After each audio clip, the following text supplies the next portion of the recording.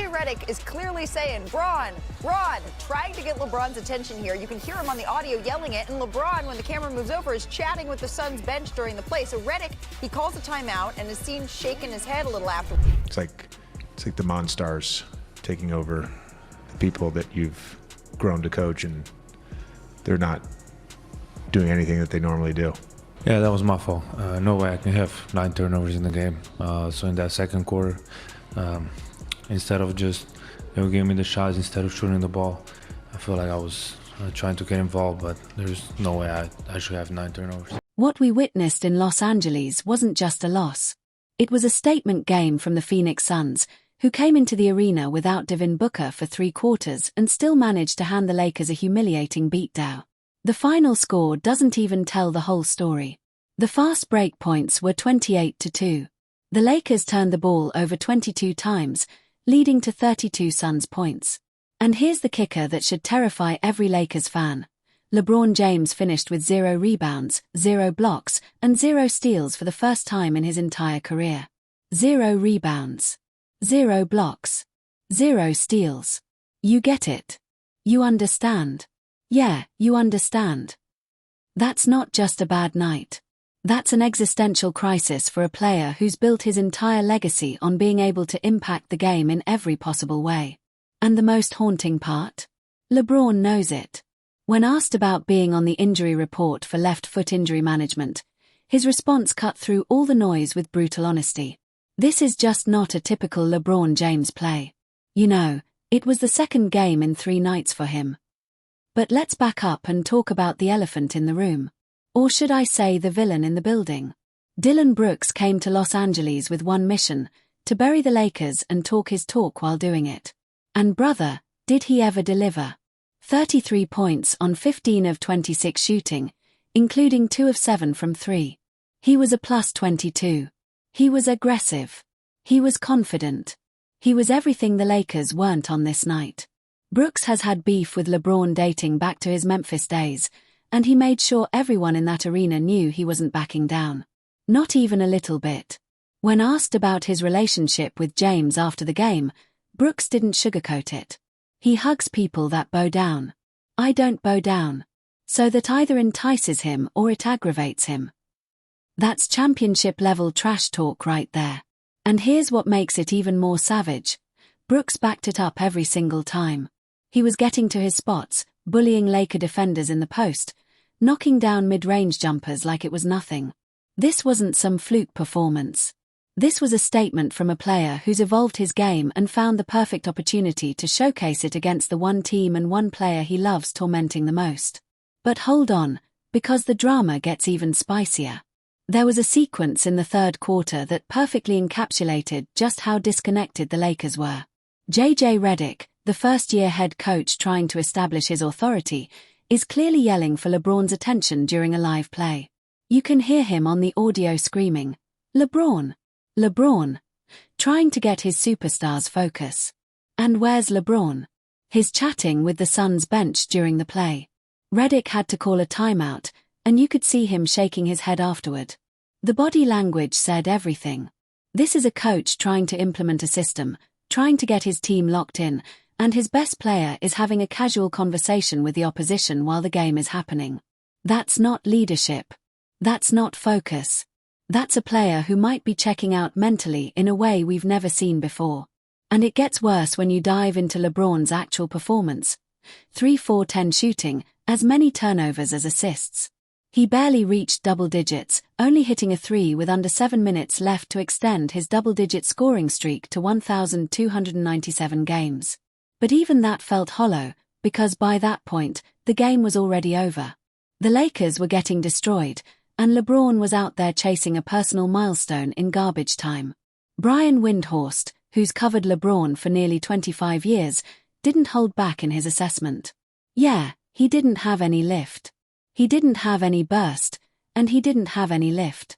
We haven't really seen this from LeBron. That analysis included footage of LeBron going baseline with absolutely no lift on his shot, getting easily blocked by Mark Williams. Windhorst called it not a typical LeBron James play, which might be the understatement of the century. This is a man who's made a career of athletic plays, chase down blocks, explosive dunks, and being a safety net on defense. To see him this diminished, this slow, this human, it's jarring. Now, let's be fair for a second. The Lakers were playing their third game in 4 nights. The whole team looked gassed. Luka Doncic had 38 points but also turned the ball over 9 times. The entire roster seemed disconnected. But this isn't about one bad game for the team. This is about what this game revealed about LeBron specifically. Because here's the uncomfortable truth that nobody wants to say out loud.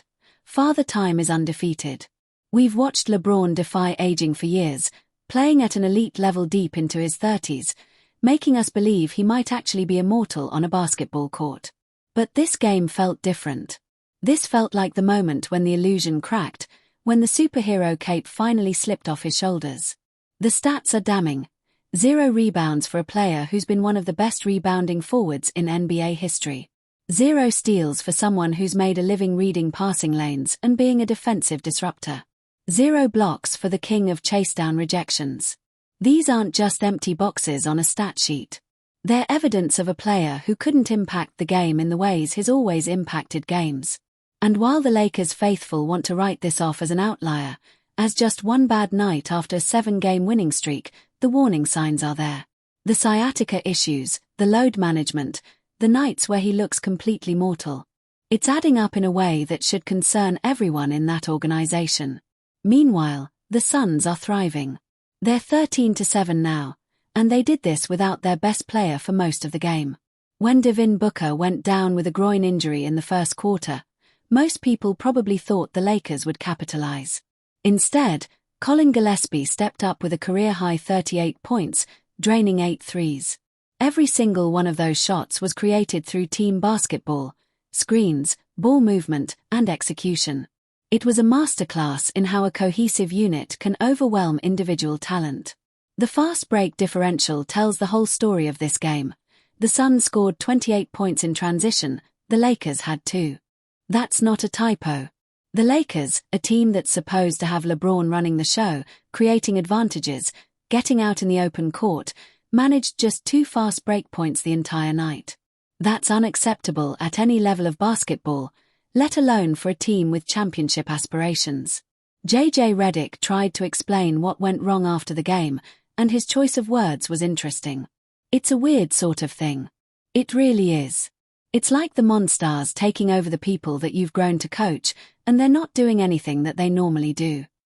The Monstars reference from Space Jam is fitting, actually, because it really did look like the Lakers had their talent stolen. They were going through the motions, making careless passes, taking bad shots, and playing 0 defense. The effort just wasn't there, and that falls on everyone from the coaching staff to the veterans to the role players.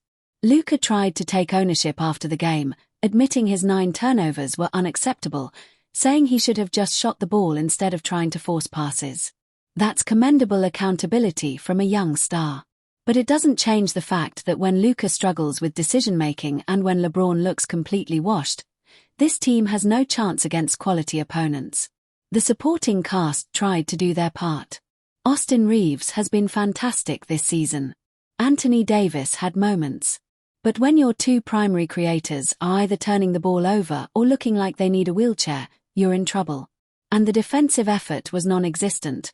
1 steal won the entire game. The Suns had 16 steals and feasted on every Lakers mistake. This is where the Kendrick Perkins angle comes in, because you know he's going to have thoughts on this. Perkins has been one of the most vocal analysts when it comes to holding LeBron accountable, and this game gives him mountains of ammunition.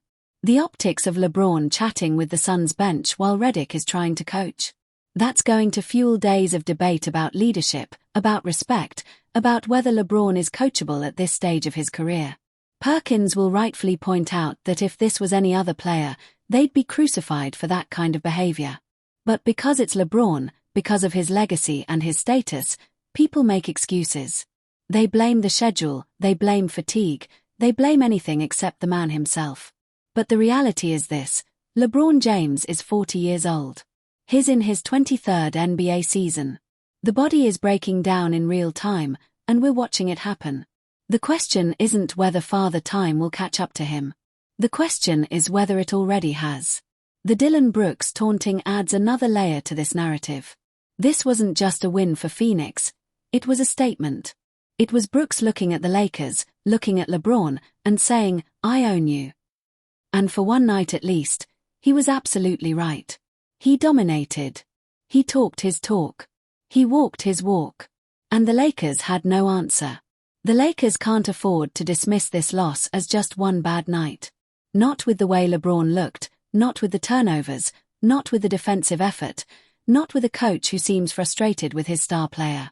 These are the kinds of games that reveal character, that expose weaknesses, that show you who you really are when adversity hits.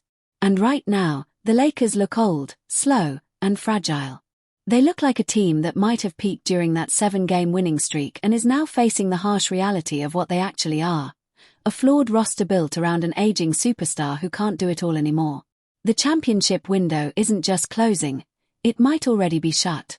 And if LeBron continues having games like this, where he admits he's old and his body language screams exhaustion, then the Lakers are in serious trouble, because you can't build around a player who's admitting his own mortality on national television. This wasn't just a loss. This was a reckoning. And the scariest part. It might only be the beginning.